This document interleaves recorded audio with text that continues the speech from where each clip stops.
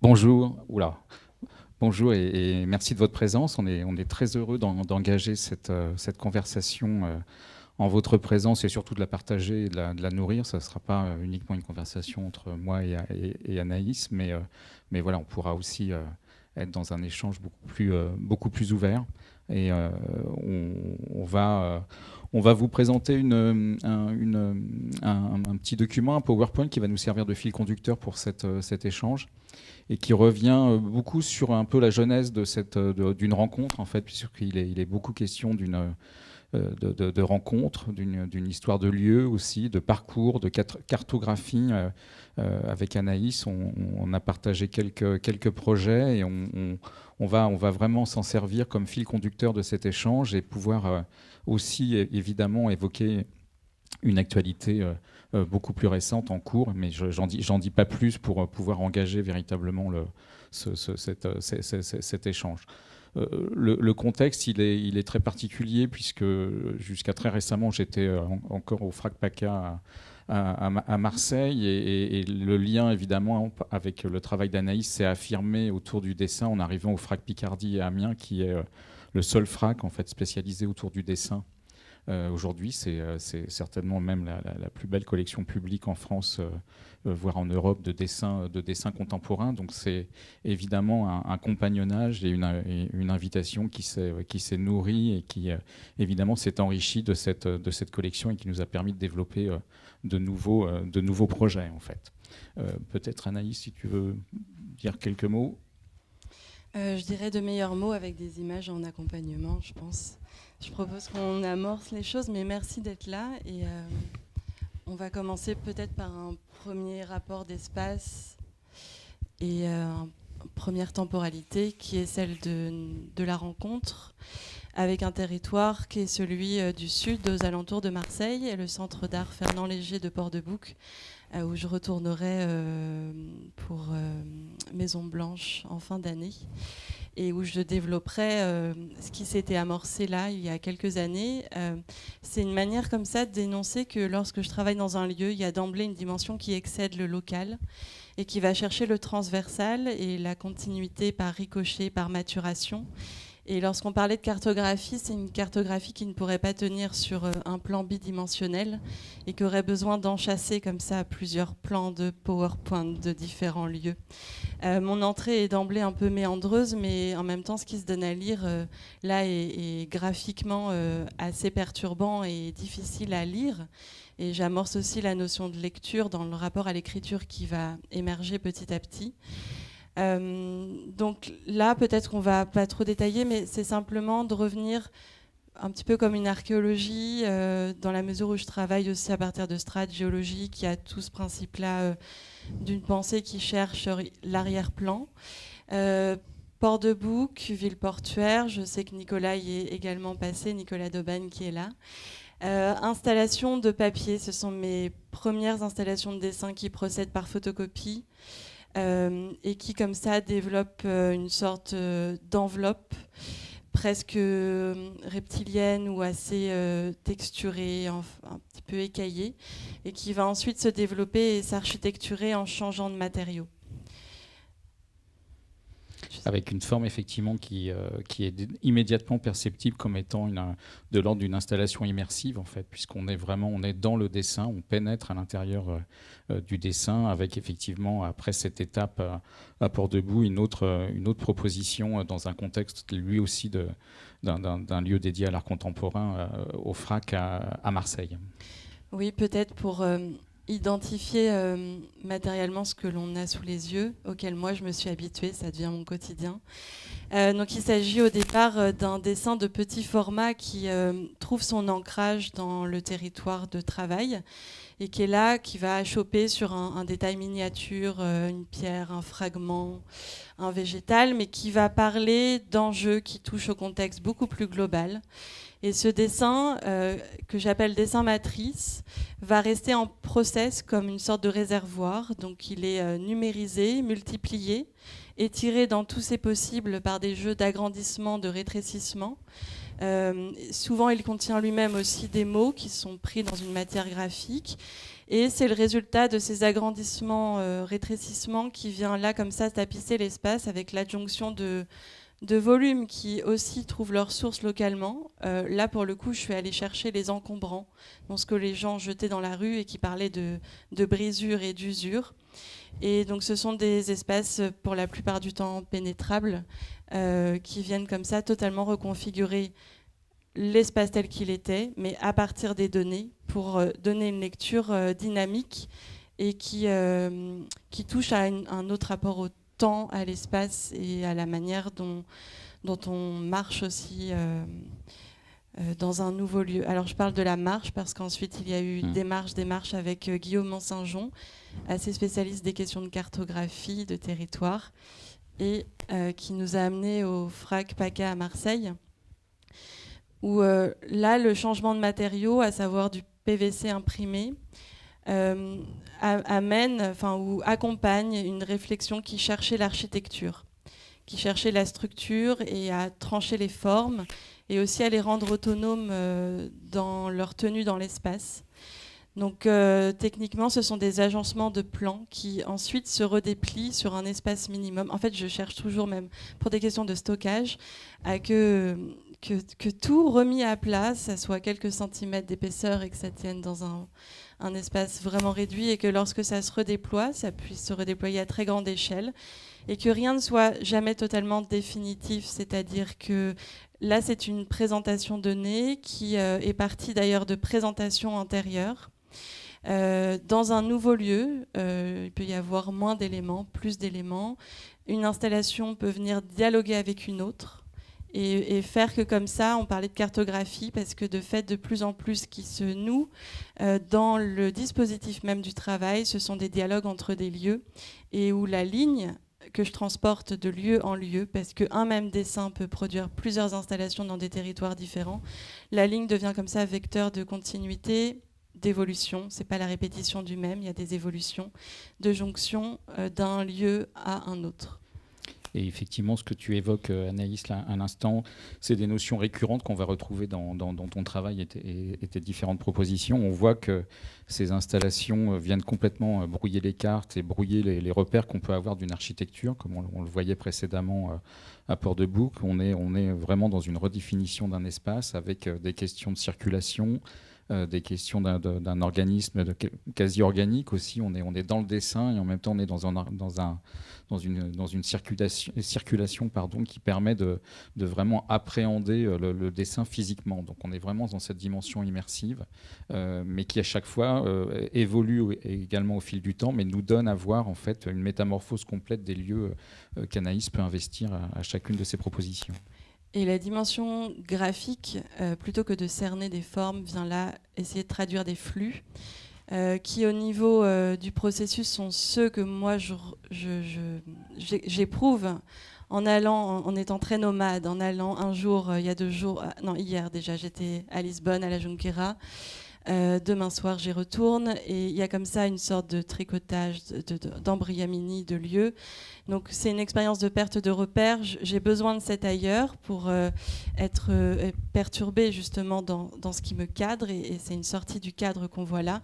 Et de fait, l'expérience qui se donne à lire, d'une pluralité d'éléments aussi, comme une pluralité d'architecture, comme une pluralité de lieux, vient chercher par les flux graphiques qui traversent les espaces, qui circulent sur les modules, également à générer une perturbation de repères et à réaiguiser l'attention qu'on porte sur la marche, c'est-à-dire marche sur les glaciers, marche sur les volcans. Ce sont des espaces du sublime que j'ai pu rencontrer, où lorsqu'on y est, on se repositionne de manière très aiguë, très pointue, quand on marche, sur quoi on marche et à quel moment on peut vaciller à tout moment. Voilà, c'est ce que je cherche. Après, les œuvres sont très énigmatiques et ouverte aux circulations plurielles.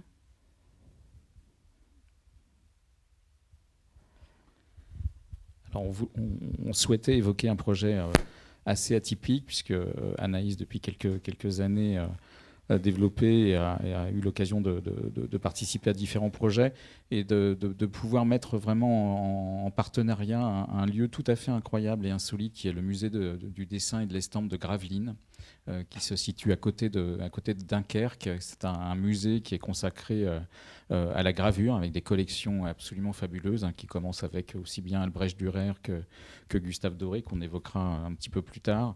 Et donc l'idée a été vraiment, le FRAC Picardie étant implanté à Amiens, de tisser un lien et un partenariat avec le musée de Gravelines et d'être dans une proposition tout à fait étonnante. Il ne s'agissait pas simplement de faire une exposition et d'inviter une artiste à investir cette ville, qui est une ville fortifiée, vous le verrez sur un certain nombre de documents, qui permet là aussi de faire un lien avec la cartographie, de faire un lien à Vauban, d'être aussi dans une histoire d'un lieu insolite, qui était un lieu défensif, ce musée ayant la singularité d'être installé au cœur de fortifications. Donc c'est un musée qui est quasiment invisible en plein centre-ville, puisqu'on est dans un franchissement, on le voit avec ce pont-levis et cette entrée principale du site, qui nous amène ensuite à découvrir différents bâtiments qui avaient un usage militaire, de poudrière et autres, et de garnison sur ce site.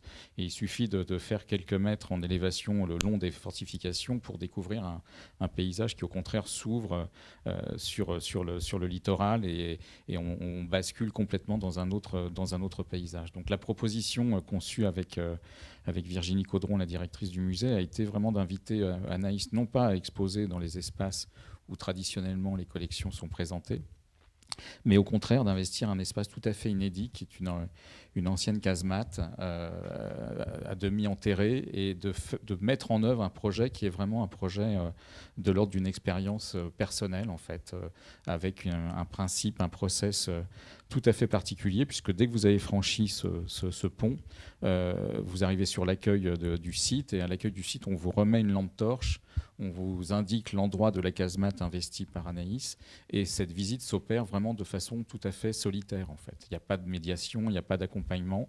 Vous allez voir à travers les différentes images que l'on vous propose qu'on est vraiment dans une aventure à la fois physique, sensorielle, puisque tous les sens sont convoqués. On descend dans un espace souterrain, humide, où la température est différente, où la pénombre règne. Donc on est vraiment dans une dimension immersive, mais au-delà, dans le dessin. On fait véritablement corps avec le dessin.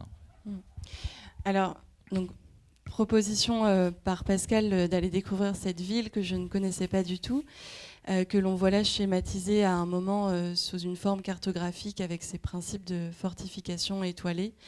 Et ce qui peut nous sembler là appréhendable de manière régulière, géométrique, synthétique, en réalité, lorsqu'on y est, c'est très labyrinthique parce qu'il y a différents niveaux de hauteur et on est face à des plans où parfois on a des passages et parfois pas du tout. Donc on peut marcher pendant une demi-heure et ne plus trouver comment rejoindre le centre-ville.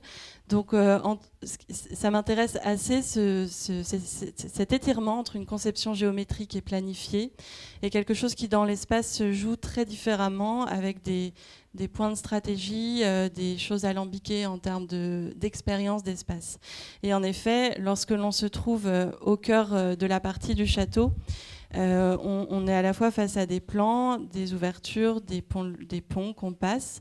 Et lorsque l'on arrive au musée, il y a aussi plusieurs espaces. Donc il y a une dimension labyrinthique qui avait pointé assez rapidement Virginie Caudron et qui a été comme ça un étonnement face au lieu. Et deuxième étonnement, ça a été quelques recherches rapidement réalisées très vite.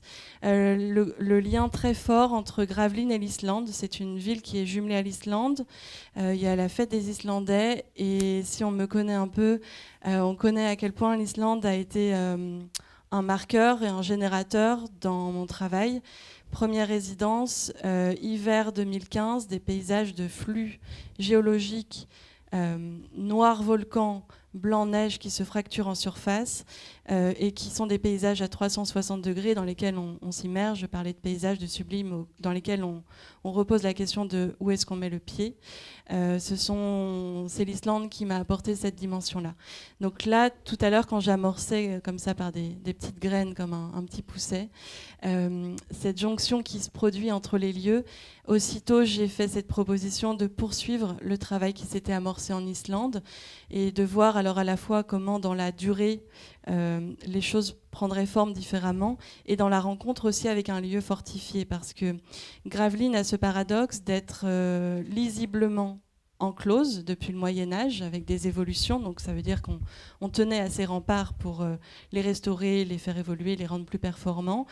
C'est aussi un territoire qui a fait l'objet de guerres, de changements d'état, qui a été quand même sujet à beaucoup de mutations, et en même temps qui porte cette profonde dimension portuaire qui a nourri toute la ville et qui fait qu'il y avait une ouverture vers l'ailleurs. Et très vite, on m'a fait rencontrer des descendants de ce qu'on a appelé les pêcheurs à Islande, qui allaient, pour survivre, trouver la morue très très loin, dans ces terres froides et étranges de l'Islande.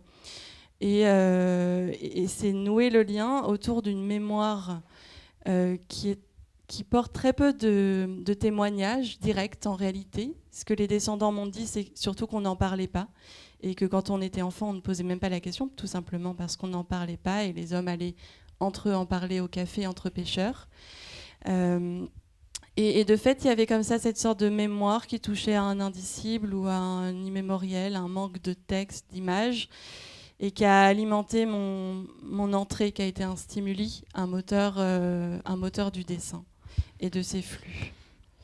Alors voilà, oui, une image de la pêche à Islande et de ces paysages noirs et blancs. Ce sont des images que j'ai prises en Islande avec une pierre de lave poreuse que je garde toujours avec moi et qui a généré toute cette histoire. On va parler beaucoup de porosité aussi. Volcan immersif noir et blanc très graphique. Les maisons alors de tôle préfabriquées aux agencements pluriels qu'on trouve en Islande, où il y a en permanence cette menace de l'éruption et qui détermine ces habitats précaires. Et je parle de tôle en métal et de modules parce que ça a aussi impacté l'installation. Et ensuite des colonnes basaltiques, une autre forme du minéral.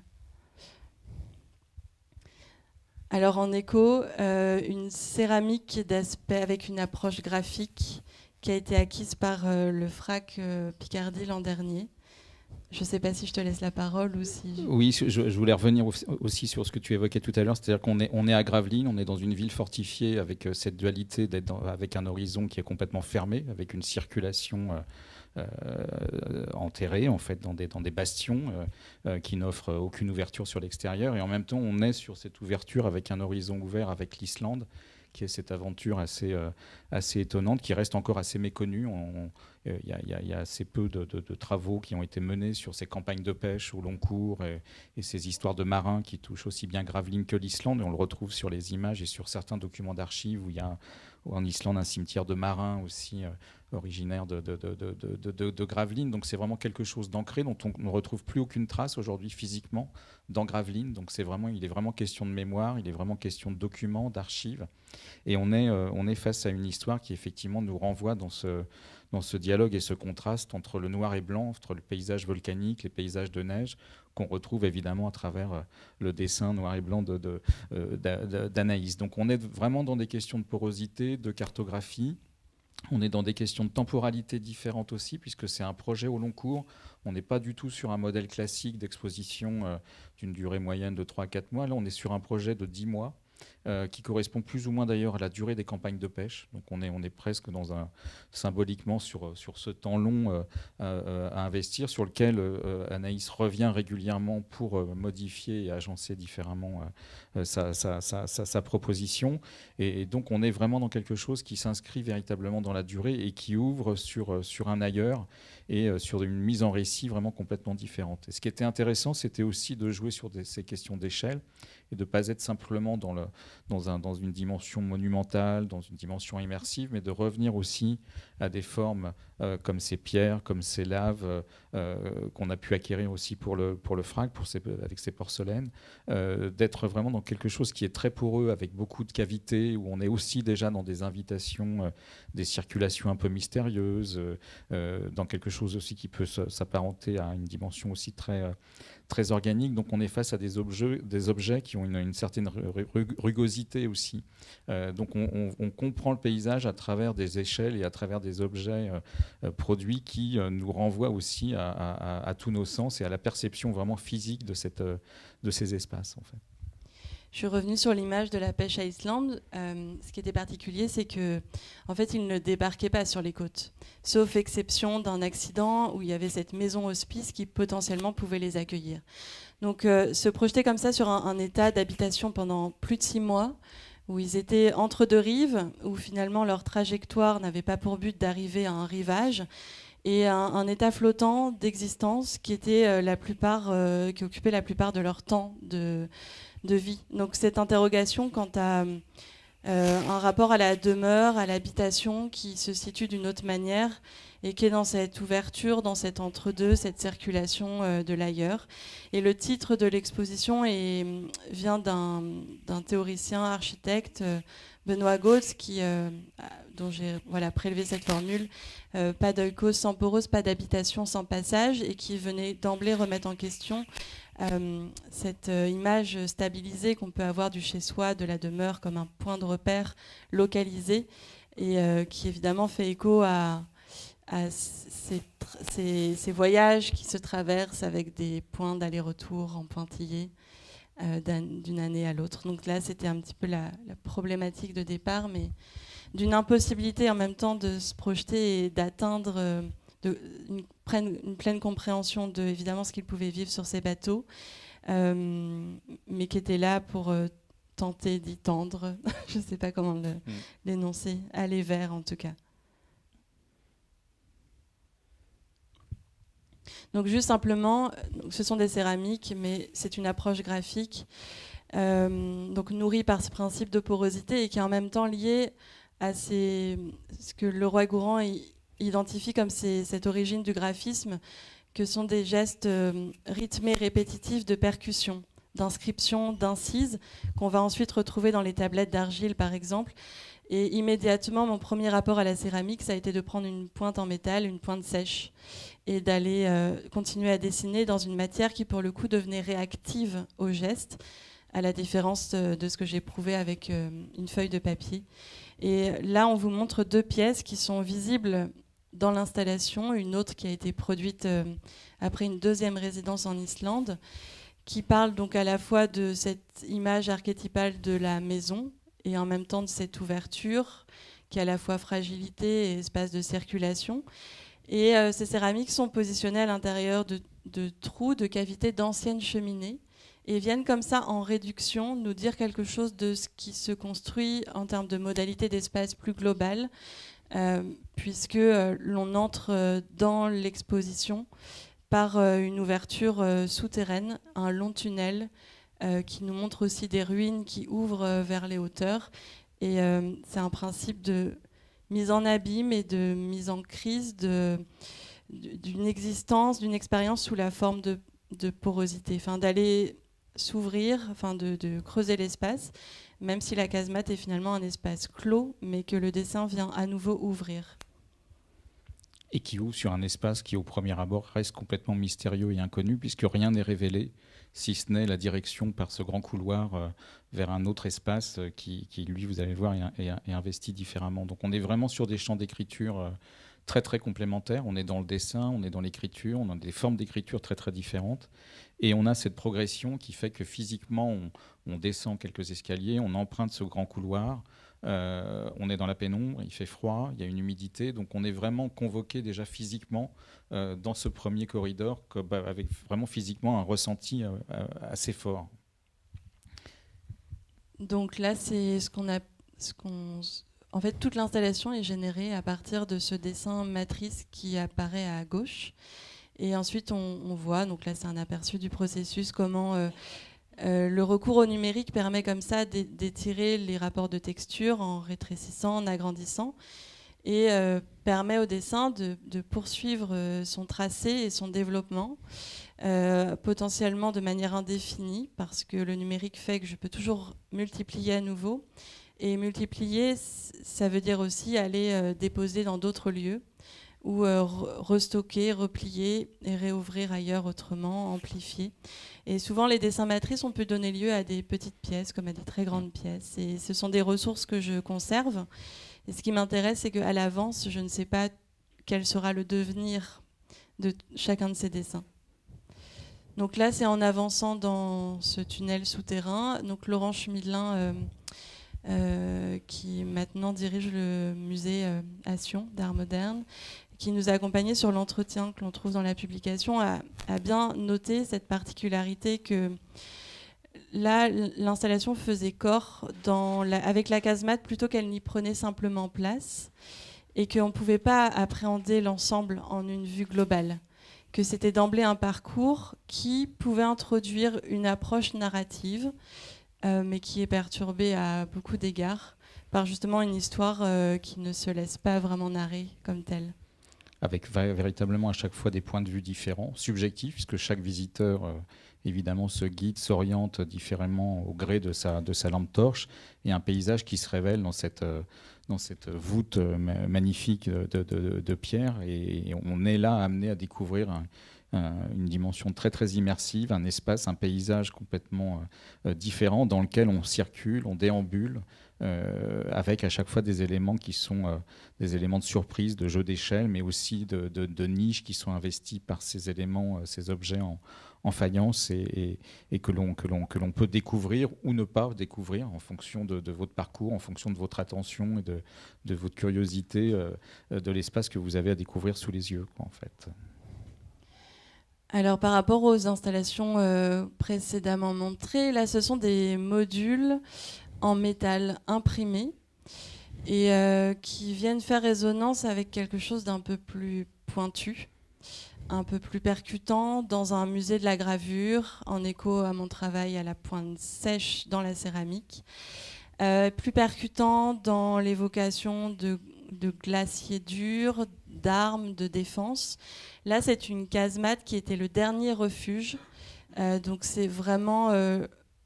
touche à des questions de protection, de bouclier et de survie d'une manière d'autant plus intense. Là, on en a une vue globale pour les prises de vue photo, mais en réalité, l'espace ne se découvre que partie par partie. Et le principe de la lampe torche fait saillir d'autant plus ces jeux de plans qui sont tranchés nets. À la différence du support PVC, le métal me permet de travailler par pliage. Et le rendu en est tout autre, parce que ce sont des formes qui peuvent s'ouvrir et se fermer, et qui sont assez simples en fait. Au départ, j'ai travaillé juste avec une feuille de papier imprimée, simplement pliée et découpée. Donc je ne sais pas si vous parvenez à lire la manière dont se plient en 4 parties ces éléments-là. Et où les manières de les plier sont multiples, de les isoler, de les agencer, viennent comme ça décliner un principe d'ouverture, d'écriture en transformation qui cherche son agencement. Donc le 26 mars, nous y sommes retournés, je suis restée le soir et j'ai remodifié. Donc ce qui est en image ne ressemble plus à la réalité de ce qui est visible actuellement. Et à la prochaine visite, je remodifierai l'installation également. Donc c'est une manière comme ça de chercher une écriture qui ne peut pas avoir sa fixité. Et sans cesse, je parlais de tentative, d'essayer de comprendre l'expérience de l'ailleurs, de ses pêcheurs, enfin pas seulement, hein, c'est juste un moteur. Mais il y a comme ça quelque chose qui cherche un processus indéfini, qui est en même temps lié à des principes de vie et d'actualisation. Et on retrouve aussi toute cette question du dessin matriciel, d'une matrice qui va permettre d'élaborer en fait un paysage, d'élaborer une construction, une architecture. On peut y voir des paysages de ville, des paysages vraiment complètement différents, et qui fait écho aussi à quelques œuvres de la collection du FRAC, puisque l'idée c'était aussi d'offrir Anaïs la possibilité de dialoguer avec la collection du FRAC Picardie et de convoquer à cette occasion dans ce qu'on appelle nous la vitrine à Amiens, dans le cloître que l'on occupe, cette série de Sol Lewitt que l'on a dans la collection qui revient là aussi effectivement sur cette dimension architecturale, de forme matricielle, de forme numérique aussi, de projet, de construction. Donc on est vraiment dans une démarche qui est à la fois une démarche vivante, qui n'est pas du tout figée, mais vraiment dans un processus de création qui emprunte un vocabulaire très très différent, aussi bien à l'art minimal qu'à l'art conceptuel, quelque chose de beaucoup plus perceptible, et encore une fois où tous les sens sont véritablement convoqués quand physiquement vous vivez cette installation par votre propre présence et les sensations que vous pouvez avoir dans un espace, encore une fois, qui vous amène à être, à apparaître, à disparaître. Et c'est la raison pour laquelle on invite véritablement les visiteurs plutôt à découvrir cet espace de façon individuelle et moins de façon collective pour vraiment ressentir fortement ce que peut produire ce type d'installation. En fait. Donc lors de la première présentation se déclinait comme ça une série d'agencements différents, mais où la coupure n'était pas marquée, au contraire, tout est en circulation. Et donc on a là cette image centrale, tu parlais de micro-ville, il y a quelque chose d'une micro-architecture qui est comme une maquette qui renvoie aussi, par exemple, lointainement, mais les maquettes de Yona Friedman est quelque chose d'assez empirique. Moi, j'ai commencé à travailler avec des petits bouts de papier, à les plier. C'est la première maquette que j'ai montrée en décembre, c'est-à-dire juste un mois avant la présentation du projet. Et il y a comme ça des formes à partir d'un élément très simple, mais juste en procédant par pliage et par variation d'agencement. Là, c'est la reconnexion plutôt avec l'Islande et les colonnes basaltiques, mais encore une fois, je vous donne des éléments et l'expérience peut encore en être autre. Et en fait, ce demi-bastion s'appelle demi-bastion parce qu'il a cette forme de flèche qui est lacunaire. Il manque une partie, donc quand on arrive, on pense qu'on est dans un seul espace simple, et d'un coup se révèle une branche sur le côté, un espace supplémentaire qui s'ouvre à l'endroit où on pensait que la salle allait se clore. Et donc c'est cette ouverture-là, avec un principe de perspective amplifiée, qui a donné lieu à ce qui s'est affirmé comme un tableau en écho avec l'exposition de Gustave Doré qui a lieu en même temps dans une autre casemate. Donc il y a comme ça un parallèle également d'espace que je peux montrer, en particulier celle-ci, avec cette trouée au premier plan qui comme ça introduit un basculement, non pas une avancée, mais plutôt un creusement vers une obscurité, et qui a été une forme d'écho fédérateur de ce dernier tableau. Alors quand je travaille, je planifie jamais. C'est le moment pour moi le plus jubilatoire, le plus joueur, le plus intense. J'ai tous ces modules, j'ai un espace donné et je travaille très bien la nuit, c'est-à-dire jusqu'à la dernière minute. Et tout se joue, tout se pose, se dépose comme ça dans une forme de concentration un petit peu hors temps. Et donc quand je dis ce dernier tableau, c'est aussi que ça a été le dernier que j'ai mis en place, et qui a été une tentative de faire chuter un élément, donc un rapport expérimental qui reste comme un jeu de construction à partir d'éléments prédéterminés. La suite est complètement indéfinie.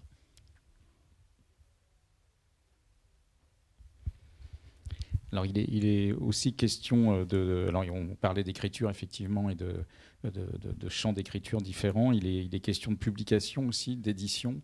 Gravelines a aussi la singularité, lorsque l'on est invité par le musée à disposer d'un atelier de gravure. Donc il y a une production de gravure qui est associée à chaque résidence. Et l'idée était aussi de concevoir véritablement une édition, d'avoir un recours au texte, d'être vraiment dans une histoire que l'on puisse poser en fait, et de poser un récit qui convoque évidemment là aussi toutes les sources et toutes les origines à la fois de la réflexion, des réflexions menées autour de ce projet, mais aussi d'un certain nombre de références, de prémices, de chantiers, de projets, d'être vraiment dans la fabrication en fait. Oui, parce qu'en fait, donc il y a cette publication initiale, voilà, si on peut dire. Et puis, la durée de l'exposition, un peu plus de 10 mois, était d'emblée étonnante comme propos. Enfin, voilà, c'est peu usuel de ce format-là. Et je voulais d'emblée l'investir justement comme un processus de maturation possible de l'exposition en elle-même. Et donc en parallèle, parce qu'il y a Pierre Loti, Jules Verne, alors Pierre Loti par rapport aux pêcheurs d'Islande, Jules Verne, Voyage au centre de la Terre, on rentre par l'Islande par un volcan. Et il y a comme ça des sources historiques, des relevés de comptabilité des marins pêcheurs, il y a énormément de documents, alors très peu de récits d'expérience, mais beaucoup de documentation autour de ces éléments-là. Et c'était comment gérer, digérer, je parle de quelque chose d'organique, tous ces récits dans une installation qui, elle, ne fait pas narration, parce que les modules sont assez mutiques formellement en soi. Ils ne peuvent devenir évocation d'une temporalité que dans la linéarité de ce tunnel qui descend et qui a comme ça une forme de longueur, d'étirement. Et donc un projet d'édition de livres d'artistes avec Friville Édition. Et là, c'était des premiers jets, des bribes à partir de citations prélevées et de dessins comme ça de ces ports, de cette pierre de lave que j'ai rapportée d'Islande, qui s'est présentée comme prémisse d'une édition dans la vitrine du FRAC, mais qui a depuis évolué encore vers d'autres formes que je ne révélerai qu'à la fin de l'exposition pour l'édition, et j'ai encore quelques mois devant moi pour tout remanier encore autrement. Voilà, une édition d'eau forte, ma première eau forte, à Gravelines, et qui contenait déjà alors, des mots, c'est pour ça que j'ai proposé un gros plan. On ne les voit pas, mais le but n'est pas qu'on les voit, mais vraiment, le principe qui est comme ça, une écriture qui vienne être sous-jacente ou traversante de ce magma texturé, et qui renvoie aussi à une image assez organique. Je l'ai pensé, en fait, à la fin de l'exposition, j'ai réalisé le fort très très vite, sur les derniers jours, et je l'ai pensé comme une synthèse globale de cet espace qui est un dernier refuge de la casemate, et comment proposer une synthèse à un temps donné de ce qui s'est joué à l'intérieur. Et donc, au lieu d'être sur des formes angulaires à l'intérieur, on est sur des principes de circulation assez organiques. Et là, je renvoie à ce que tu avais noté lors de l'entretien, c'est-à-dire que les évocations sont tellement plurielles et méandreuses qu'on est obligé d'activer un principe d'articulation qui relève presque de l'organicité ou du vivant. On bascule de l'Islande à Gravelines, de l'attaque métallique à quelque chose du bouclier protecteur, et tout, voilà, le passage d'un plan à l'autre s'ouvre, se ferme en permanence comme des valves. Et dans un mouvement permanent qui effectivement dessine et imagine, met en œuvre des imaginaires cartographiques, des réseaux, des rhizomes, des circulations. Donc on est vraiment dans quelque chose d'absolument vivant et d'extrêmement graphique. Donc différents types de graphies sont convoqués. Et ce dialogue entre une exposition de Gustave Doré avec un ensemble de gravures assez importantes, le travail d'Anaïs et la perception cartographique de ce lieu et de ce musée fortifié au cœur de fortification renvoie à chaque fois à des horizons complètement cartographiés et qui redessinent à chaque fois des espaces, des architectures et des habitats. En fait. Pour faire écho à des suites qui se jouent en fait en ce moment. Donc là, je suis en fin de résidence à Lisbonne, résidence fondation privée La Junqueira.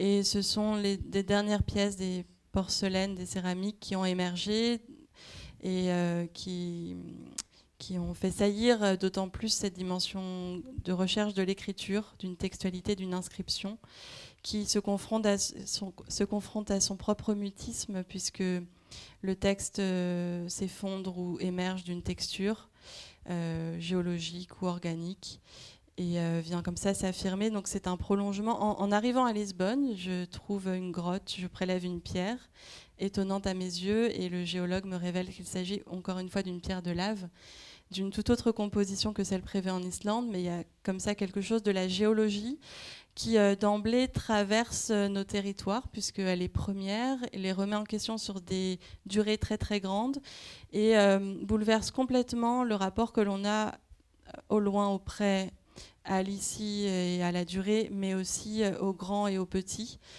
d'où les troubles d'échelle qui sont qui jouent comme ça d'analogie dans mon travail, qui ne sont pas juste un jeu d'échelle, qui sont un trouble fondamental. Une pierre, c'est un fragment de montagne, et une montagne est constituée potentiellement de multiples grains de sable. Donc il y a quelque chose, une cartographie qu'il va falloir que je mette en forme un jour. Donc d'autres vues de l'installation à la Junquera, simplement pour faire écho à des actualités et des manières plus ponctuelles d'investir l'espace aussi, par ponctuation et comme par écriture.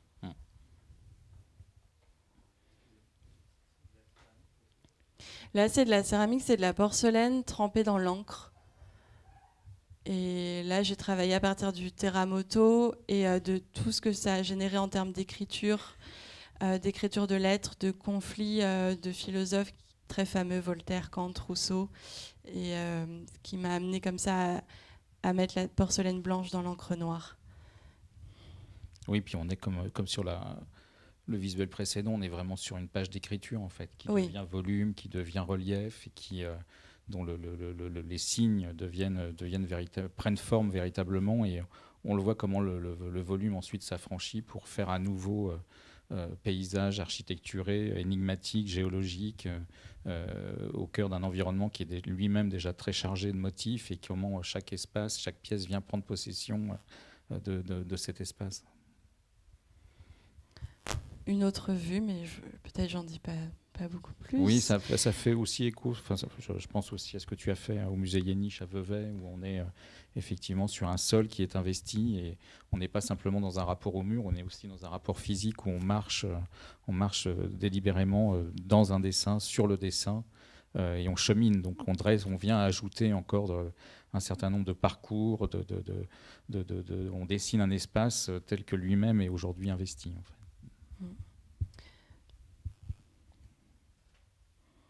Bon, là, voilà, c'est pour faire écho à des actualités. Donc, une installation au château de Rantilly jusqu'à mi-juillet, qui peut s'appréhender de manière directe. Gravelines, d'ailleurs, on ne l'a peut-être pas dit, c'est jusqu'au 7 novembre, donc au très long cours. Et là, on passe vraiment de l'échelle de la main à l'échelle du corps, puisqu'on est confronté aux pièces qui sont accrochées au mur ou au volume. Là, encore une fois, on revient à une expérience physique de l'espace, en fait. Mais je réfléchissais là vers la fin, puisqu'on est à Drawing Now, sur qu'est-ce qui fait que je ne peux pas tenir le dessin dans le cadre. Et réellement, j'ai eu beau essayer de faire des dessins encadrés, c'est pas là que mon dessin peut avoir lieu. Qu'est-ce qui fait ça? Oui, en fait, c'est d'abord la rencontre alors, on dit paysage, mais paysage, c'est d'emblée de l'ordre de la vue, alors qu'en réalité, lorsque l'on va en hiver, en grand froid, marcher sur les volcans islandais, on n'est pas dans un paysage, parce qu'on est dedans et qu'on ne peut pas discerner, c'est-à-dire qu'on ne peut pas saisir, encadrer ce qui nous entoure, et dans lequel on n'est pas non plus simplement immergé, parce qu'on est un élément étranger à ce paysage, qui vient aussi nous parler de ce qui fonde la Terre, c'est-à-dire l'étrangeté même du paysage volcanique d'Islande touche en réalité au magma de la lave qui constitue pleinement la Terre.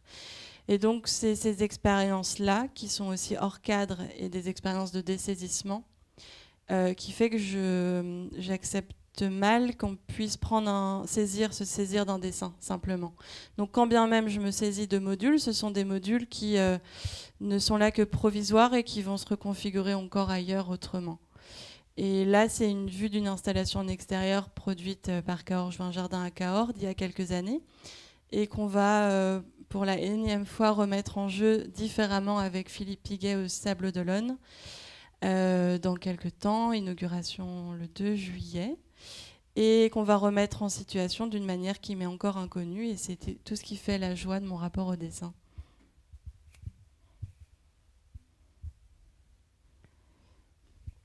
Dernier écho aux actualités qu'on a voulu ouvrir. Donc exposition Sillon, qui justement traite à la fois du rapport à la terre, le sillon, et le sillon est aussi un des vecteurs d'origine de l'écriture, qui a lieu en ce moment à Paris, et mis en place par l'association Fertile avec la curatrice Laura Weilingerer et Laure Boucaumont. Et donc là, c'est une porcelaine à nouveau, qui a un aspect graphique, et qui vient jouer de couches de strates en noir et blanc et qui essaye justement de saisir, d'écrire régulièrement, minutieusement, un paysage qui, quant à lui, se fracture et donne à lire d'autres graphismes qui sont ceux de la matérialité, de la volontaire. À la fois, j'ai un étirement entre quelque chose de très matériste dans ce que la matière peut avoir de surgissement du réel et de réveil, de quelque chose qui nous est extérieur d'un coup, presque hallucinatoire dans ce rapport au réel, et en même temps un fond littéraire du rapport à l'écriture, à ce qui relève du scriptural. Et ces rapports-là, dessins, céramiques, vont essayer de faire se joindre ou de mettre en bataille ces deux fonds, ces deux tendances. Voilà. Donc là, c'est une céramique qui a aussi rejoint les collections du FRAC Picardie, comme une autre déclinaison. Et je travaille par série, toujours, du petit au grand et du grand au petit. Voilà. Donc c'est un élément parmi d'autres d'une série. Et j'aime bien que les pièces puissent se disséminer de la série comme des pierres, enfin toujours la métaphore géologique qui est là. Comme Sol Lévite également, la série que l'on a vue, c'est une série de 8 ou 9 dessins, 8 dessins qui peuvent se présenter isolément. Et on retrouve aussi l'idée de la cartographie, d'un espace clos qui en même temps contient des formes d'écriture, d'autres espaces possibles. Donc on est dans un univers vraiment croissant à chaque fois, qui est complètement évolutif en fait, que ce soit dans la forme de l'exposition ou que ce soit dans les objets, dans la façon dont on peut les appréhender, les prendre en main, les dessiner, les découvrir, essayer de les lire, de les transcrire. Donc on est dans un exercice qui ouvre à chaque fois sur des imaginaires et des mises en récit tout à fait différentes. Très évolutif et en même temps avec une sorte de ligne.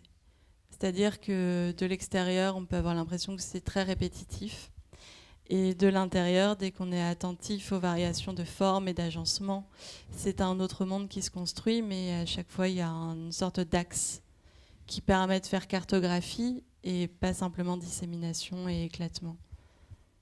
Donc c'est vrai qu'il y a un principe évolutif, mais avec une maturation qui est extrêmement lente dans la durée.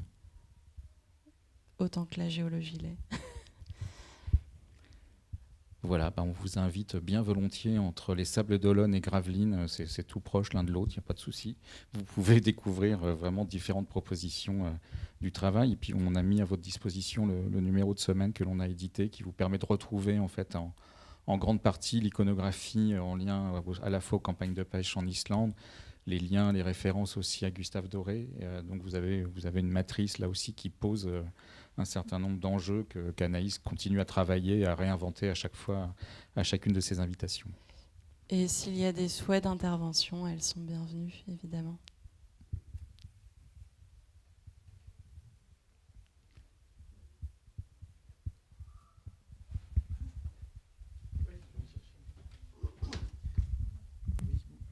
Juste une question.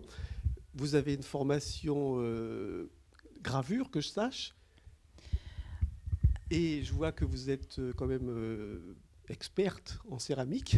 Comment ça se fait? Et derrière ça, j'aurais bien aimé comprendre où vous allez, parce qu'à travers tout ce que j'ai entendu, je vois plein de réalisations, mais je ne sais pas quel est votre rêve. Alors, je n'ai pas de formation de gravure. La première eau-forte que vous avez vue est ma première eau-forte. Par contre, j'ai des arrière-grands-parents qui étaient graveurs. J'ai découvert ça il y a quelques années, donc c'est pour ça que cette entrée au musée de la gravure a été une sorte de curiosité que j'ai accueillie avec bonheur. La céramique, non, en fait, c'est un rapport assez intuitif qui... moi, je la tords, la céramique. Je cherche la fêlure dans la porcelaine, la fracture. Comment dire, je travaille en petit, et puis petit à petit, j'agrandis la forme. C'est comme un peintre va sentir la matière de l'intérieur. La terre vient de la terre, c'est le rapport à la géologie. Voilà, non, j'ai une formation plutôt littéraire, artistique, université Beaux-Arts. Après, les choses se développent comme ça sur la durée. J'expérimente la faïence, après la porcelaine. Il Il s'avère que c'est la porcelaine qui a... La porcelaine, c'est une matière qui réagit, donc il ne faut pas être trop formé, parce que sinon on la forme trop et on en fait des coulages et des assiettes. Moi, ce qui m'intéresse, c'est que la porcelaine, on la met dans une courbe parce qu'on la fait subir un certain nombre de processus, on la met dans le four et la courbe en est modifiée.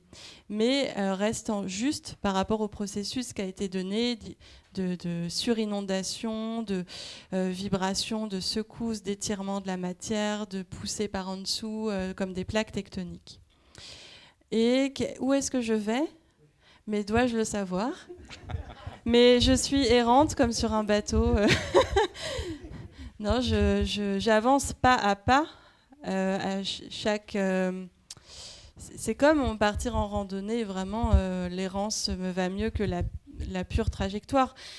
Surtout qu'il y a toute une part, un moment, enfin, qui s'est renforcée de conceptualisation des installations, parce que quand on passe par le métal, on va faire découper, donc il faut créer les plans à l'avance.